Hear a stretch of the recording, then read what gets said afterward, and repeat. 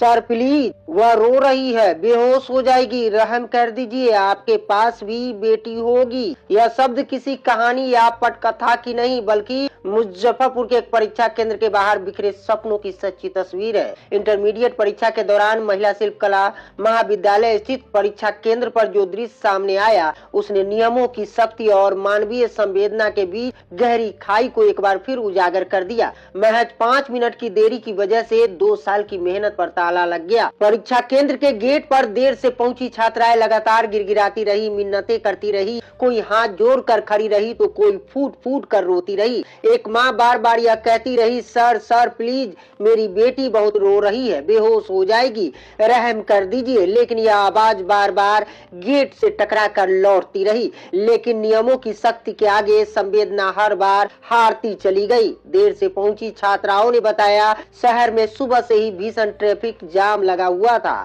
वह समय से पहले से ही घर से निकली थी, लेकिन जाम ने उनके कदमों को रोक लिया। कुछ ही मिनटों की देरी ऐसी भारी पड़ी कि सपनों का दरवाजा हमेशा के लिए बंद हो गया। परीक्षा से वंचित छात्राओं में रेवा रोड निवासी नेहा कुमारी और देवरिया की रहने वाली श्रेया कुमारी शामिल है। दोनों छात्राएं परीक्षा केंद्र के गेट पर देर तक फूट फूट कर रोती रही। आंखों से आंसू थमने का नाम नहीं ले रहे थे और जुबान पर बस एक ही सवाल था, क्या हमें एक मौका नहीं मिल सकता? सबसे मार्मिक क्षण तब आया जब एक छात्रा की मां रश्मि देवी केंद्राधीक्षक के सामने हाथ जोड़कर खड़ी हो गई। प्रत्यक्षदर्शियों के अनुसार वह बार बार कहती रही, बस 5 मिनट की देर हुई है सर, मेरी बेटी ने 2 साल दिन रात पढ़ाई की है, अगर आज परीक्षा नहीं दे पाई तो सब खत्म हो जाएगा।